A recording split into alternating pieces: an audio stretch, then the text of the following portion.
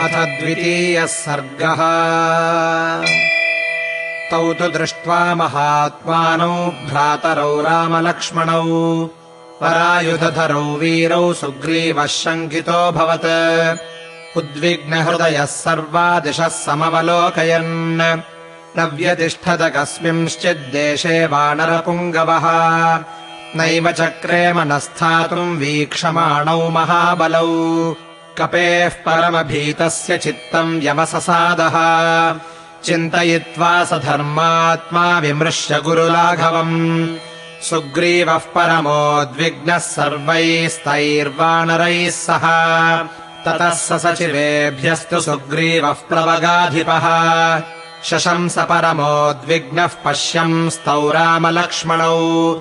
एतौ वनमिदम् दुर्गम् वालिप्रणिहितौ ध्रुवम् छद्मनाचीरवसनौ प्रचरन्ताविहागतौ।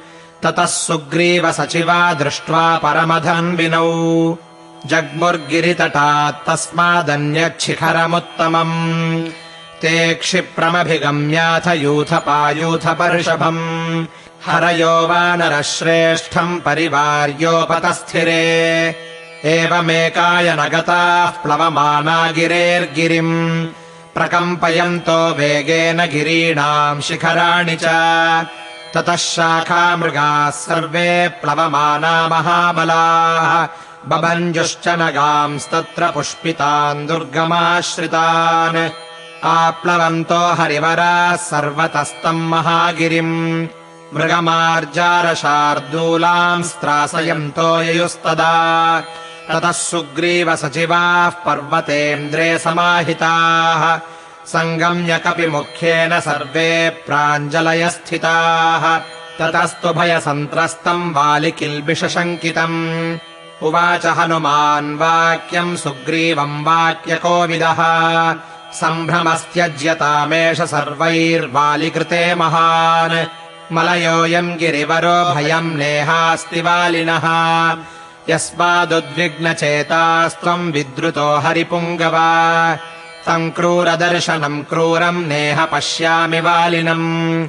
यस्मात्तव भयम् सौम्य पूर्वजात्पापकर्मणः स नेहवाली दुष्टात्मा न ते पश्याम्यहम् भयम्। अहो शाखामृगत्वम् ते व्यक्तमेव प्लवङ्गमा लघुचित्ततयात्मानम् न स्थापयसि यो मतौ। बुद्धिविज्ञानसम्पन्न इङ्गितैः सर्वमाचर न ह्यबुद्धिम् गतो राजा सर्वभूतानि शास्तिः।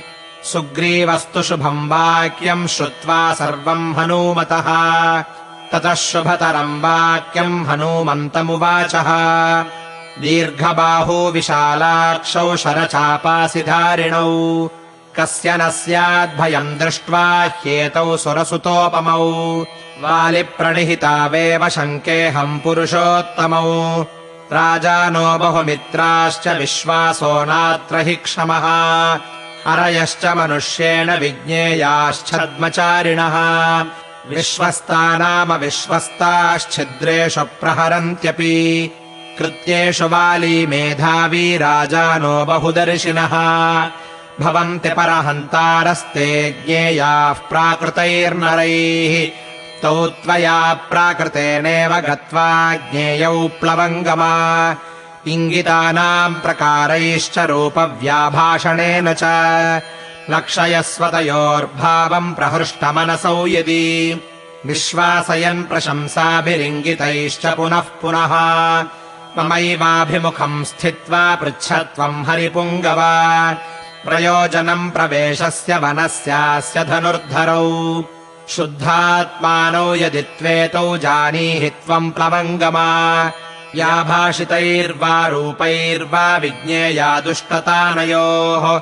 इत्येवम् कपिराजेन सन्दिष्टो मारुतात्मजः चकारगमने बुद्धिम् यत्र तौ रामलक्ष्मणौ।